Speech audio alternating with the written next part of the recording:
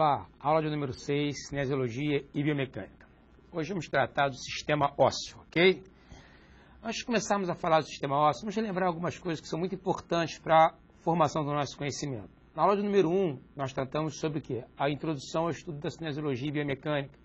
Na aula de número 2 e número 3, nós falamos sobre o quê? Os princípios mecânicos, aspectos cinemáticos e aspectos cinéticos. Vale destacar aqui que na aula de número 3 nós falamos de um elemento que nós vamos utilizar muito na aula de hoje. Qual? Cargas mecânicas. Vamos falar bastante sobre cargas mecânicas hoje. Na aula de número 4 e número 5 nós falamos do sistema o quê? O sistema muscular. Especificamente iremos chamar a atenção de vocês para o comportamento de ações musculares também ainda no sistema ósseo. Ok? Então vamos iniciar nossa aula de número 6. Nossa aula de número 6 trata especificamente do sistema ósseo a partir do quê? A partir do conhecimento ou da assimilação dos ossos como estrutura vivas. É importante entender que todo o crescimento e desenvolvimento ósseo passa objetivamente por quê? Pela demanda de carga. Assim, a inatividade ou a ausência de cargas sobre o tecido ósseo fará com que esse tecido fique o quê? Mais frágil, mais vulnerável ao mecanismo lesivo. Vamos continuar construindo, chamando a atenção de vocês que o sistema ósseo ele tem como referência duas bases importantes dentro da área de cinesiologia e biomecânica. Que bases são essas? A sustentação oferecida pelos ossos, principalmente quando nós observamos o corpo humano a partir dos planos o quê? Horizontais, né? Ou seja, quanto mais inferior for esse osso, maior será a demanda de carga por ele suportada. E um outro elemento visto também já na aula de número 3 foi o quê? O sistema de alavancas. Ou seja, os ossos, em especial os ossos longos, funcionam como verdadeiras alavancas humanas. Assim, a compreensão dessa função de suporte ou sustentação e do sistema de alavancas, ela deverá ser plena a partir do quê? A partir do sistema esquelético, ok? Alguns fatores são importantes para que nós possamos destacar e apresentar esse sistema ósseo. Elementos como densidade óssea, forma e tamanho dos esqueletos são importantes por quê? Porque elas nos dão o quê? Uma noção exata do nosso arcabouço, né? Dentre os elementos, nós temos a densidade óssea como sendo um elemento tremendamente relevante, ou seja, a saúde do tecido ósseo, ela é traduzida a partir da sua densidade. Um osso com baixa densidade, ele usualmente é considerado um osso quê? Frágil e mais vulnerável ao mecanismo lesivo. Então nós temos forma e tamanho e também ainda a densidade determinadas por quê? Determinadas por crescimento, desenvolvimento e maturação desse esqueleto. Vamos fazer um corte aqui para que nós possamos entender um pouquinho melhor crescimento, desenvolvimento e maturação desse tecido ósseo. Qualquer um que tem um filho já deve ter percebido por inúmeras vezes que ao confrontar o seu filho lá no pediatra, ele vai estabelecer o quê? Uma comparação com a curva de crescimento e desenvolvimento. Isso é importante porque entre o crescimento e o desenvolvimento nós podemos ter um gap aí, uma variação de mais ou menos 2,5 anos. Assim, o ideal é que o crescimento do tecido ósseo, ou seja, a idade cronológica desse tecido, ela esteja o quê? Compatível com o desenvolvimento desse tecido ósseo, ou em outras palavras, com a idade biológica desse tecido. O que eu quero aqui dizer é chamar a atenção de vocês que muitas vezes um garoto aos 10 anos de idade, ele pode não ter o desenvolvimento de uma criança de 10 anos de idade. E aí nós podemos ter um gap de mais ou menos 2, ou uma variação, um desvio de mais ou menos 2,5 anos. Isso significa dizer que esse garoto de 10 anos de idade pode ter uma idade óssea de 7,5 anos ou ainda de 12,5 anos. Observem que essa diferença nos extremos ela é tremendamente significativa. E um outro ponto importante de destacar aqui ainda é a maturação desse esqueleto. A maturação desse esqueleto nós iremos destacar um pouquinho mais à frente, mas ela é diretamente relacionada ao quê? Ela está diretamente relacionada ao desaparecimento da placa epifisária, ou do disco epifisário, ou daquela cartilagem que faz a união da epífise à diáfise nos ossos longos, ok? Alguns fatores diretamente vão influenciar nesse crescimento, nesse desenvolvimento e nessa maturação do tecido ósseo, né? Podemos destacar aqui o exercício físico como sendo um desses fatores. O exercício físico diretamente ele irá o quê? Impor aos ossos demandas de carga, impor aos ossos estresse, e esses estresses, desde que bem assimilados, né, eles serão responsáveis por quê? Por manter um crescimento e desenvolvimento ósseo saudável. A OMS, a Organização Mundial de Saúde, ela chama a nossa atenção o quê? Para as doenças hipocinéticas, né? As doenças hipocinéticas são doenças por baixa movimentação. E essa doença por baixa movimentação, muitas vezes, ela vai fazer com que o osso seja o quê? O osso seja exposto a uma quantidade de carga muito baixa, uma quantidade de movimento muito pequeno, fazendo com que ele se torne bem mais vulnerável. Um outro ponto também são os hábitos posturais. Esse é um ponto importante, por quê? Porque a gente chama a atenção de vocês que os hábitos posturais implicam diretamente o quê? Em adaptações funcionais.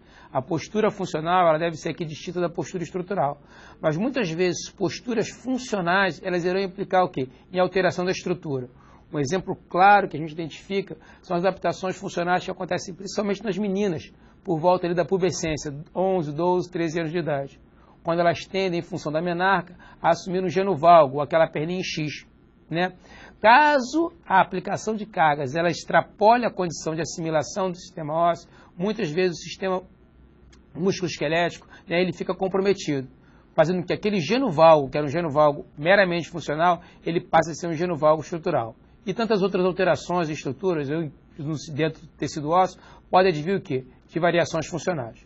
Um outro ponto importante é a nutrição, uma distribuição, né, nutricional, ela deve ser atendida a partir quê? De aspectos de lipídios, proteínas e glicídios, vitaminas e sais minerais. Né? Qualquer castração ou qualquer restrição nutricional poderá diretamente implicar o quê? Implicar na qualidade na formação desse tecido ósseo. Correto? Nós temos aí no estilo de vida, como eu disse anteriormente, o estilo de vida da hipocinesia, que é traduzido pelo sedentarismo. O sedentarismo é um dos fatores que também concorre de maneira objetiva para a diminuição dessa qualidade do tecido ósseo. Né? E nós temos aqui pensar que a hereditariedade deve ser um fator a ser considerado, né? E a raça, sabendo que os ossos dos negros tendem a apresentar uma maior densidade quando comparado em condições semelhantes aos ossos dos brancos. Ok?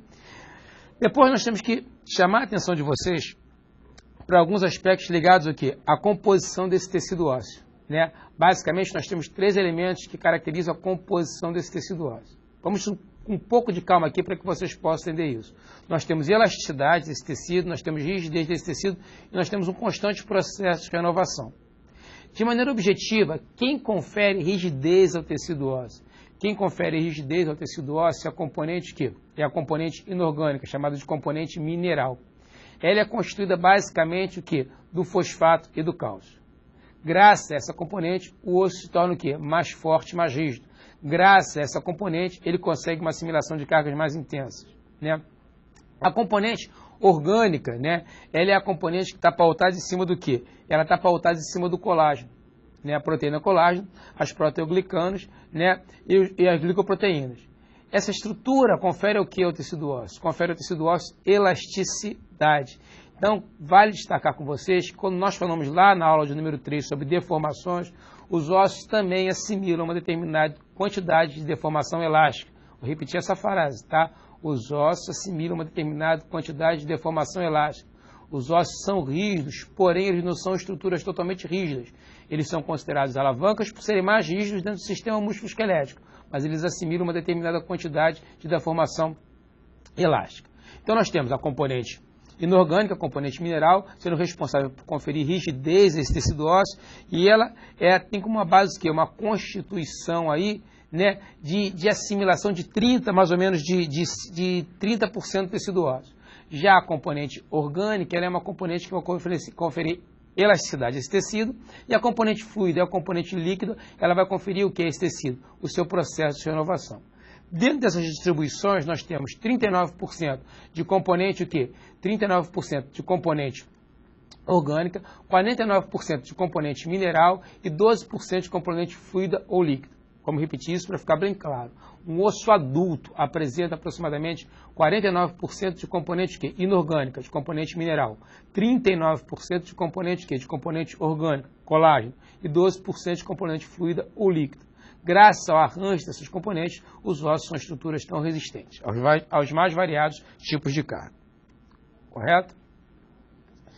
Dentro da organização estrutural, né, falamos da composição, agora a gente fala de organização estrutural desse tecido ósseo. Basicamente, nós temos dois tipos de ossos a serem destacados. Os chamados ossos ossos corticais, ossos compactos, que são ossos mais densos, como consequência menos porosos, e os ossos E os ossos esponjosos, também conhecidos como ossos trabeculares. Quando nós falamos dos ossos compactos ou ossos corticais, nós temos que entender que esses ossos, eles representam aproximadamente de 5 a 30%, vou repetir, de 5 a 30%, tá, do volume ósseo. Cláudio, em que situação eu identifico um osso compacto ou um osso cortical? Os ossos compactos ou ossos corticais, eles estão localizados basicamente ou essencialmente constituindo as diáfises, eles estão revestindo as epífises e todos os demais tipos de ossos, né? Então, os ossos compactos ou corticais, vamos repetir, ele constitui quase que essencialmente a diáfise, revestem as epífises, ou seja, as extremidades do tecido ósseo, e revestem todos os demais tipos de ossos. O que eles têm como capacidade? Qual é a maior característica desse tecido ósseo? É uma grande capacidade de absorção de carga de compressão, né? Eles conferem bastante rigidez ao tecido. Eles já são ossos que não sofrem tanta deformação elástica quando comparado aos ossos esponjosos, os ossos trabeculares. Já quando nós pensamos nos ossos esponjosos, os ossos trabeculares, o volume, né, desse tipo de osso, melhor dizendo, dentro do esqueleto, representa de 30% a 90% do total. O que esses ossos têm? Esses ossos têm alta porosidade, eles são muito porosos. Como consequência, eles apresentam o quê? Baixa densidade. Esses ossos são importantes dentro da constituição do esqueleto? Sim. Qual é a importância do osso esponjoso ou osso trabecular na constituição do esqueleto? Eles conferem leveza ao esqueleto. Eles fazem que o tecido ósseo ele seja tecido dentro, ou comparado ao tecido adiposo, ou comparado ao tecido muscular, o tecido mais leve. E aí entra um ponto importante, por quê? Esse osso esponjoso, ou osso trabecular, ele é altamente capacitado a assimilar cargas nos mais variados sentidos, em especial a absorção para deformação, eles absorvem bastante choque. Um exemplo claro que nós vamos ter a vocês é quando nós pensamos nas localizações desses tecidos ósseos. Cláudio, em que local eu encontro o osso esponjoso, o osso trabecular? O osso esponjoso, o osso trabecular, ele é encontrado no interior das epífises, muito brevemente nas diáfises, e no interior de todos os demais tipos de ossos, ossos planos, ossos curtos e ossos regulares.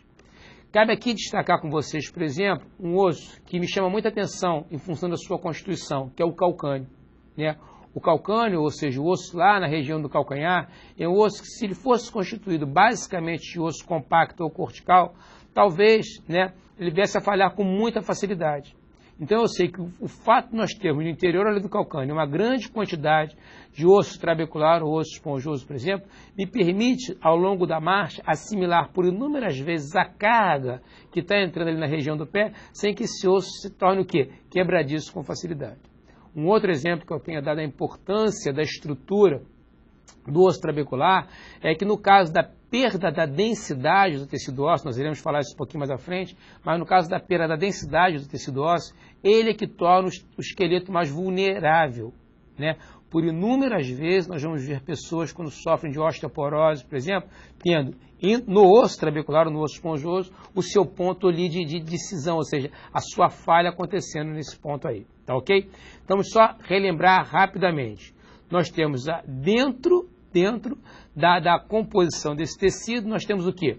Um osso, ou uma quantidade de óssea, né? Uma base inorgânica, representada a partir do cálcio e do fosfato, que dão mais ou menos 49% de toda a composição do esqueleto. Nós temos uma componente orgânica, representada basicamente a partir da proteína colágeno, que representa mais ou menos 39%.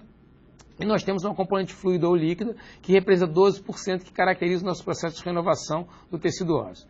Dentro da organização estrutural do tecido ósseo, nós temos Nós temos um osso compacto, que também é conhecido como osso, como osso cortical, que é um osso mais denso e menos poroso, e nós temos um osso esponjoso, também conhecido como osso trabecular, que ele é menos denso e mais poroso. A capacidade de assimilação de carga desses ossos é distinta.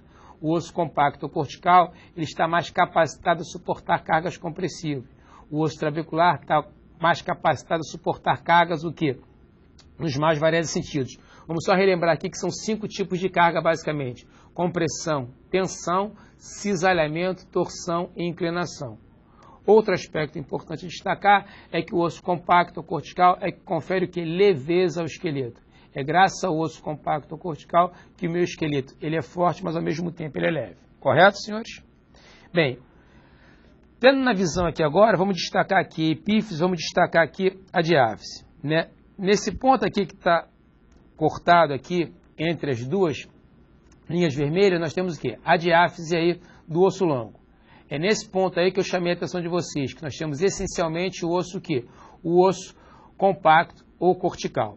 Já aqui destacado em amarelo, nós temos o quê? Nós temos as epífises. As epífises, ou nas epífises, nós temos um revestimento, o quê? Um revestimento de osso, o quê? De osso compacto ou cortical. Então, revestimento aqui de osso compacto ou cortical. Já o interior das epífises, ele é totalmente estruturado a partir de quê? De osso esponjoso ou trabecular. Correto? Então, a partir de um osso longo, nós conseguimos identificar muito bem a organização estrutural, né, do tecido ósseo. Ok? Bem, vamos seguir agora para crescimento e desenvolvimento ósseo. Lembrando que esse é um processo que o ideal é que o processo de crescimento e desenvolvimento do tecido ósseo, ele deva ocorrer de maneira o quê? Equilibrada, ou seja, o nível de exposição à carga, a condição nutricional, a saúde do tecido ósseo, ela deve estar diretamente vinculada ao quê? A um padrão de exposição em função da minha idade. Ou seja, eu tenho que assimilar cargas de acordo com a minha faixa etária para que eu tenha um crescimento e desenvolvimento ósseo normal. O que caracteriza o desenvolvimento e crescimento e desenvolvimento ósseo? Crescimento e desenvolvimento ósseo é caracterizado a partir de uma relação entre osteoblastos, formadores, osteócitos, células na sua idade adulta, e osteoclastos, processo de reabsorção. Quando eu tenho um equilíbrio, desde os osteoblastos, passando pelos osteócitos e chegando aos osteoclastos, eu tenho o quê? Eu tenho um crescimento e desenvolvimento ósseo saudável. É um ponto importante chamar a atenção de vocês, porque a minha referência para crescimento e desenvolvimento ósseo são as cargas mecânicas. Mais uma vez, a carência ou a ausência de exposição do tecido ósseo às cargas mecânicas farão que eu tenha um desequilíbrio em crescimento e desenvolvimento ósseo. Vamos falar um pouquinho aqui dos ossos longos, né? Quando a gente chama a atenção de vocês para o crescimento longitudinal dos ossos longos, cabe destacar que os ossos longos apresentam... Vamos voltar 2 lâminas aqui para destacar com vocês um ponto aqui importante. No jovem, numa criança e no adolescente, o que nós iremos encontrar? Eu vou chamar a atenção bem aqui em vermelho. Nós iremos encontrar uma região mais ou menos aqui, ó, entre a epífise e a diáfise, chamado o quê? Placa epifisária, metáfise, cartilagem de crescimento, enfim. É aquela união ali cartilaginosa entre a epífise e a diáfise. Por que é importante destacar isso aqui? Quando eu penso no osso longo, são os ossos longos que servem como referência para a maturação do esqueleto. Vamos repetir esse áudio? São os ossos longos que servem como referência para a maturação do esqueleto. Quando eu sei que o esqueleto chegou à sua idade adulta? Eu sei que o esqueleto chegou à sua idade adulta quando ocorre o desaparecimento da placa epifisária, do anel epifisário, do disco epifisário. O que é necessário para que esse osso possa crescer de maneira saudável? O que é necessário para que esse osso possa crescer de maneira saudável são os estresses mecânicos impostos a esse osso. Como eu tenho efetivamente a estimulação desse tecido ósseo? A partir da compressão das placas epifisárias. Então, essas placas epifisárias, elas apresentam uma determinada espessura em função do processo de crescimento e desenvolvimento. Na medida que eu vou me aproximando da maturação, ela vai sofrendo o quê? Uma diminuição até que os ossos estão totalmente fundidos. Aí eu posso falar para vocês que quando ocorre o desaparecimento da placa epifisária, não existirá mais crescimento longitudinal do osso. Vamos repetir esse áudio. Com o desaparecimento da placa epifisária, se encerra o crescimento longitudinal do osso. Ou seja, nós estamos falando dos ossos longos como referência para o quê? Maturação do esqueleto. Ponto 1. Ponto 2. Existe um balizamento para isso aí? Existe. A literatura nos reporta que o desaparecimento dessa placa epifisária ou desse disco epifisário tende a ocorrer entre 18 e 25 anos. Ou seja, o ideal é que eu continue mantendo uma estrutura óssea sempre estressada, no bom sentido, sempre estimulada, mesmo após os 25 anos. Já nós vamos ver que o osso continua crescendo circunferencialmente. Mas já não encontrarei mais o quê? A placa epifisária, o disco epifisário, a cartilagem epifisária. Por quê? Porque o osso chegou à sua idade adulta. Então, o crescimento longitudinal do tecido ósseo é caracterizado a partir do quê? Desaparecimento da placa epifisária quando o osso chega à sua idade adulta, por volta de 18 e 25 anos de idade, e é basicamente vinculado ao quê? À exposição às cargas, em especial às cargas de compressão. Cláudio, o crescimento circunferencial do tecido ósseo? Ele ocorre por toda a vida. Imagine um tubo, né, no seu sentido longitudinal, no seu sentido vertical, né, e você pega e coloca esse tubo no seu sentido o quê? No seu sentido transversal, para observar o corte transversal. E a partir daí você vai ter o quê? A identificação do crescimento circunferencial do tecido ósseo. Nós temos basicamente a ação dos osteoblastos, ou seja, das células formadoras, acontecendo ali na parte interna, ou seja, no periósteo interno, na região interna do periósteo ali. E a reabsorção, ou seja, a ação dos osteoclastos, preponderando o quê? Próximo ao canal medular. Então, o crescimento circunferencial dos ossos ocorre por toda a vida, sendo caracterizado pela formação na região periférica, ali na região do periósteo interno, e a reabsorção desse tecido ósseo acontecendo aonde? Próximo ao canal medular ali pela ação dos osteoclastos, correto? Nós temos ainda que chamar a atenção de vocês que, em função dessa noção de crescimento e desenvolvimento, o processo de modelagem, remodelagem, lembra que eu falei agora? Hábitos posturais, interferindo o quê? Ou seja, no esqueleto chamado na postura estrutural. Então, as demandas funcionais, elas muitas vezes vão implicar em modelagem que não são de nosso interesse. Nós temos que pensar que as demandas de carga bem orientada, a aplicação de cargas e a assimilação de posturas ideais vão fazer com que eu tenha o quê? Forma, tamanho de esqueleto dentro daquilo que eu espero anatomicamente. Então, quando eu penso em modelagem e remodelagem óssea, elas só vão ocorrer de maneira o quê? Sempre vão ocorrer de maneira dinâmica, né? Esse é um processo contínuo. Se não fosse assim, ao fraturar, por exemplo, uma queda que leva a uma falha ou uma fratura do tecido ósseo, eu não teria condição de remodelar esse tecido. Então, o que é necessário para que eu possa modelar e remodelar constantemente esse tecido ósseo? Mais uma vez, voltam a aparecer as cargas mecânicas. Elas são as mais importantes para que eu possa, numa condição saudável, modelar e remodelar esse tecido ósseo. Cabe aqui destacar que qual é a interpretação que eu devo dar a estresse? Estresse é a assimilação interna das cargas que são aplicadas externamente sobre o corpo. Então, lembrados que nós falamos na nossa aula lá de número 1 e depois voltamos a falar na nossa aula de número 3 sobre a ação da gravidade? A ação da gravidade ela é de maneira objetiva o quê? Um exemplo de força externa ou de carga externa que deverá ser o quê? Assimilada internamente pelo meu corpo. Então, eu entendo como estresse mecânico que o estresse mecânico é a força externa ou a carga externa que é aplicada sobre o meu corpo sendo assimilada internamente pelo meu corpo. Vamos a um exemplo claro disso aí, é a ação dos meniscos, aumentando a área, né, para a aplicação de toda a carga, a partir da postura ereta, toda a carga que é posicionada sobre eles. Se eu não tiver os meniscos, o que acaba acontecendo? O estresse ali na região do platô, ali na tíbia, será muito maior. Como consequência, a possibilidade de desgaste também será muito maior. Um outro ponto importante é que quando eu penso em estresse mecânico ou carga mecânica, não basta somente eu pensar o quê? Na intensidade da carga. Eu tenho que pensar na intensidade, sim, que é entendida como magnitude, mas eu posso pensar também o quê? No tempo de exposição a essa carga e no sentido dessa carga. Vocês vão ver já comigo que o osso é mais afim com determinado tipo de carga e menos afim com outro tipo de carga.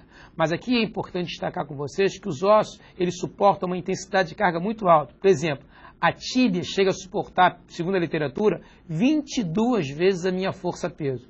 Cláudio, relembra aqui o que é força-peso. É minha massa corporal multiplicada pela ação da gravidade. Multiplica isso ainda por 22. É a força de compressão, mais ou menos, que a sua tíbia tende a suportar. Quem chamou nossa atenção para tudo isso? Olha só como esse conceito é um conceito antigo. Julius Wolff, em 1892, chamou nossa atenção. Olha o texto. As densidades e no grau muito menor, os formatos e tamanhos de ossos de um determinado ser humano constituem uma função da magnitude do sentido dos estresses impostos ou mecânicos, né, que agem sobre esses ossos. Aí cabe destacar que o Julius Wolff já chama nossa atenção para dois elementos, densidade e intensidade. Osso saudável ou osso que apresenta maior densidade. Para que o osso seja saudável, ele precisa de maneira objetiva o quê? De cargas mais intensas, em especial as cargas de compressão. Essa ideia ela é reforçada a partir da característica anisotrópica do tecido ósseo. Observe lá, nós temos que levar em consideração que a densidade conseguida a partir das cargas, né, mais intensas, elas estão vinculadas com algumas atividades. Se nós pararmos e voltarmos 2 ou 3 décadas, nós vamos lembrar muito bem que as atividades realizadas nas piscinas eram as atividades mais indicadas para as pessoas numa idade mais avançada, os idosos, por exemplo.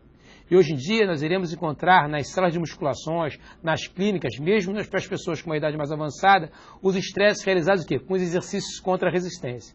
Por que os exercícios contra a resistência assumiram, a partir da década de 90, uma importância muito maior? Porque eles nos permitem o quê? A imposição ou a aplicação de cargas mais intensas sobre o tecido ósseo, correto? Somado a Julius Wolff, a lei de Wolff, o que nós temos aí? Nós temos as características anisotrópicas. O que nos diz as características anisotrópicas? Que a capacidade, a síntese é essa, a capacidade de assimilação das 5 cargas aplicadas ao tecido ósseo é totalmente distinta. Vamos lembrar, compressão, tensão, cisalha, torção e curvamento. O osso, pegando os extremos, o osso é muito mais afim e ele necessita das cargas de compressão, né? Então os ossos são mais fortes para assimilar, ou se tornam mais fortes a partir do momento que eles conseguem assimilar o quê? Mais cargas compressivas. Ao mesmo tempo que eles se tornam também mais fortes. E os ossos são mais fracos para assimilarem o quê? As cargas de cisalhamento. Toda carga de cisalhamento, lembrando que carga de cisalhamento são cargas de deslizamento, toda carga de cisalhamento, quando aplicada ao tecido ósseo, tende a fazer com que esse osso torne-se o quê? Mais vulnerável.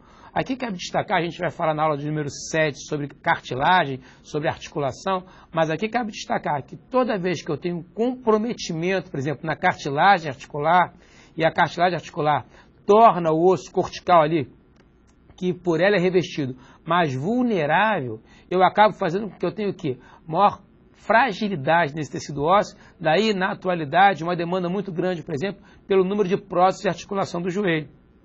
Percebam, se eu subtrair o menisco, né, se eu deixar minha cartilagem articular mais exposta, toda vez que eu faço um movimento de flexo-extensão da articulação do joelho, eu vou estar expondo a uma carga de cisalhamento, tanto o platô tibial, tanto o osso cortical no platô tibial, como no côndilo femoral. Ora, se eu sei que o osso não tem uma boa assimilação por esse tipo de carga, e eu estou aplicando esse osso, esse tipo de carga, o que eu estou concorrendo? Estou concorrendo para, objetivamente, vulnerabilizar ou tornar mais frágil esse osso, predispondo a mecanismo lesivo, correto? Então a característica anisotrópica, reforçando, nos diz, os ossos são mais fortes para suportar o quê? O comportamento compressivo, as cargas de compressão, e são mais fracos para suportar o quê? As cargas de cisalhamento ou deslizamento. Lembrando que nós temos mais 3 tipos de cargas que também são assimiladas pelos tecidos ósseos, correto? Depois nós temos a ação dos osteoblastos e a ação dos osteoclastos impactando diretamente, né, na modelagem e remodelagem desse tecido ósseo. Ela pode aumentar, diminuir ou até modificar o formato de um osso. E aí vale destacar com vocês que tanto o excesso de carga como a carência de carga vai fazer com que eu tenha alteração nessa modelagem e remodelagem, ou em outras palavras, no comportamento, no desequilíbrio da ação dos osteoblastos e dos osteoclastos. Ou seja, osteoblastos formam, osteoclastos reabsorvem. Como é que nós podemos melhor entender isso aí? A partir do comportamento da hipertrofia e da atrofia óssea. Cláudio, o que nós temos como hipertrofia óssea? Como nós devemos entender a hipertrofia óssea? Quando eu comparo grupos, né, em condições semelhantes, eu vou identificar que aqueles sujeitos que apresentam ossos mais mineralizados, ossos mais densos, eles são sujeitos que apresentam melhor qualidade de hipertrofia óssea. Normalmente, essas pessoas são as pessoas que estão vinculadas ao quê? À exposição do tecido ósseo à carga de compressão. Vamos traduzir isso de uma outra forma. A hipertrofia óssea, independente da idade, deve estar vinculada ao quê? À exposição às cargas de compressão, guardando, logicamente, a capacidade de assimilação dessas cargas. Uma criança, um jovem, um adulto jovem, um adulto maduro, um sujeito numa idade mais avançada, um idoso, a capacidade de assimilação será distinta. Mas é importante, de maneira objetiva, que eu exponha ao idoso, por exemplo, que é aquele que deixa mais vulnerabilidade, né, ao tecido ósseo, que eu exponha ao idoso as cargas de compressão. Reforçando a minha fala de outrora, né, daí a razão pela qual eu tenho a musculação hoje, o treinamento contra a resistência, sendo tão aplicado ao sujeito numa idade mais avançada. Depois, nós vamos falar um pouquinho ainda que a intensidade dessa carga ela deve ser medida e ela está vinculada justamente aqui a um benefício de aspecto geral. Cláudio, como é que eu posso entender isso? Observe que eu falo o seguinte, Se eu faço uma densitometria óssea da região ali na base da lombar, quinta vértebra lombar, ou na região do quadril, e eu identifico que os ossos nessa região estão numa condição de normalidade, ou seja, eles apresentam uma densidade normal esperada pela literatura, a minha compreensão e a compreensão da sociedade como um todo científica é de que todo esse esqueleto está o quê? Um esqueleto saudável. Se porventura, né, a região do quadril ali, do colo do fêmur ou na lombar apresentam vulnerabilidade, né, e esses ossos nessas regiões, lombar e quadril, estão suportando carga de compressão, invariavelmente eu entendo que todo o esqueleto começa o quê? Começa a apresentar um quadro de falha também. Então, o primeiro ponto que caracteriza o início da desmineralização do tecido ósseo é a osteopenia. Então, uma densitometria óssea irá me permitir verificar, ou seja, a densidade desse osso foi ou não comprometida. Então, quando eu paro e penso nisso, eu tenho que entender prontamente que a hipertrofia óssea, ela tende a um objetivo que é um objetivo de caráter geral, não um objetivo de caráter específico. Cláudio, dá um exemplo de um objetivo de caráter específico, comportamento do tecido muscular. Ele é bem específico. Se eu fizer pensar em corte transversal, ou seja, a hipertrofia do músculo, e eu só treino meu bíceps braquial direito, só ele será hipertrofiado. Eu não conseguiria um corte transversal para o meu bíceps braquial esquerdo. Ok? E depois vamos falar um pouquinho de atrofia óssea. O que caracteriza a atrofia óssea? Justamente o caminho contrário da hipertrofia. Nessa atrofia, os ossos tornam-se mais leves e menos resistentes. Quem faz com que esse osso torne-se mais leve e menos resistente? O que faz que esse osso torne-se mais leve e menos resistente, usualmente, é a carência, no caso mecânico que eu estou falando, é a carência da exposição às cargas, em especial, mais uma vez, a carga de compressão. Qual é a principal componente comprometida dentro de um processo de atrofia óssea? A principal componente comprometida num processo de atrofia óssea é a componente mineral. Né? Lembrando, eu tenho uma componente mineral, que é a componente inorgânica, eu tenho a componente orgânica, a partir do colágeno, tenho a componente fluido ou líquida. A componente que fica comprometida é a componente que? É a componente mineral. E eu tenho, então, na realidade, uma diversidade muito grande na literatura com relação a isso. Sugiro que vocês leiam, porque algumas pessoas sugerem, né, que alguns médicos, inclusive, a reposição de cálcio, outros não vamos entrar nesse mérito aqui, mas eu tenho que ter certeza que a componente mineral é a que está comprometida. Quando eu penso dentro da organização estrutural, o osso cortical, que é mais denso, e o osso trabecular, que é menos denso, qual desses dois tipos de ossos sofre mais com o processo de atrofia óssea? O osso que fica mais vulnerabilizado no processo de atrofia óssea é o osso trabecular. Vamos repetir esse áudio. O osso que fica mais vulnerabilizado no processo de atrofia óssea é o osso trabecular. Por que ele fica mais vulnerabilizado? Porque ele é menos denso. Então as trabéculas se tornam mais finas, né? Como consequência, elas perdem a capacidade, ou a boa capacidade que elas apresentam, de assimilação das cargas, fazendo com que muitas vezes a própria massa corporal ou a sustentação do corpo numa condição unipodal seja o suficiente para uma pessoa que apresente um quadro de osteoporose, por exemplo, a levar à fratura desse tecido ósseo, como consequência aqui.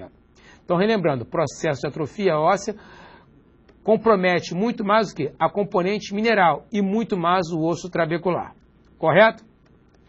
Senhores, relembrando rapidamente, estamos finalizando nossa aula sobre o sistema ósseo aplicado ao movimento humano. Dentro da aula do sistema ósseo aplicado ao movimento humano, foi importante destacar com vocês a função de sustentação e a função de alavanca do tecido ósseo. Chamamos a atenção de vocês que vários fatores influenciam, né, o crescimento, desenvolvimento e maturação desse esqueleto. Né? Um estilo de vida mais sedentário, hereditariedade, o nível de atividade, o exercício físico, o aspecto nutricional. Chamamos a atenção de vocês que esse osso é constituído a partir basicamente de uma componente orgânica, uma componente mineral e uma componente fluida, organizada a partir do osso cortical e do osso trabecular. A esse osso é necessário que eu tenha o quê? Exposição de cargas. Por quê? É através da exposição de cargas, por exemplo, que eu caracterizo a maturação do esqueleto, quando eu faço o quê? Quando eu faço a aplicação da carga e, ao longo do crescimento e desenvolvimento, ocorre o desaparecimento da placa epifisária ou disco epifisário. Chamamos a atenção de vocês que o crescimento circunferencial ocorre por toda a vida. Né? Verificamos que o osso é mais afim à carga de compressão e menos afim à carga de cisalhamento. Isso é a característica anisotrópica do tecido ósseo. E Julius Ruff chamou nossa atenção que a densidade e a magnitude são pontos importantes dentro do quê? Dentro da maturação, dentro do crescimento e desenvolvimento do tecido ósseo. E por fim verificamos que a hipertrofia óssea está vinculada ao quê?